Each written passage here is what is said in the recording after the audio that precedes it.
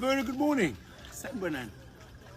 Kulaba abathenga Hey, ngicela imvumo yokuyistitcha le video. Ngaze ngawuthanda lo msebenzi engiwubona kuyona. Ngiyawuthanda lo msebenzi, bengingazi nanokuthi ukhona umuntu nje, umuntu nje kanje okwazi ukwenza lempahla. Ngiyeza ukuthi uyibiza ngani ngama-G-Log. Ngazi ukuthi mina lezi zinto zakhiwa liko ama-factories amakhulu obani, bengingazi ukuthi khona umuntu ongakwazi ukuyenza lento ibe perfect kanje. Wow, thumbs up. Great job. Njengoba niyazi ukuthi ngumuntu ongapheleli nje la ngokucabanga, ngiyaye ngijule.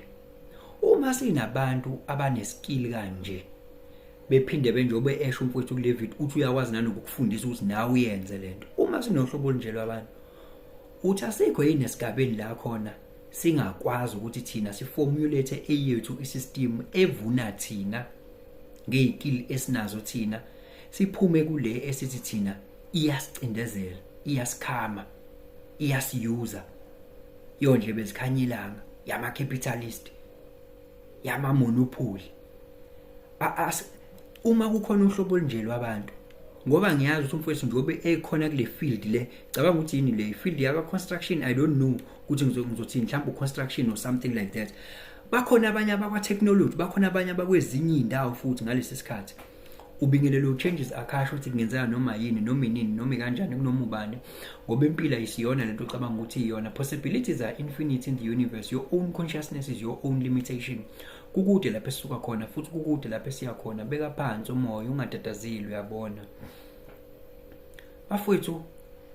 Yazi ngijabulile mangiyibuka le video, ngivele nganokuthokoza phakathi ukuthi wow, izwe libuyile. Mina ngiyakholelwa ke ezintweni ezifana nalezi, ngiyakholelwa ezintweni ezinje.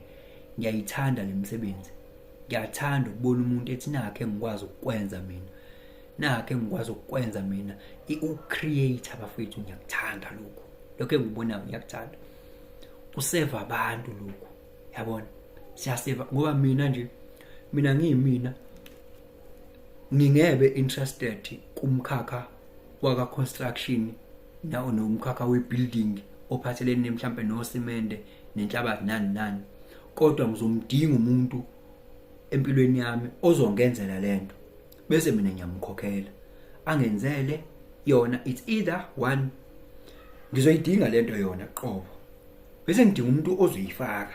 Angithi yezo lo muntu useyithola imali, i-service yakhe ne-product yakhe sengiyakwazi ukuthi ngi-engage. Two, mina uthola ukuthi nami engi-interested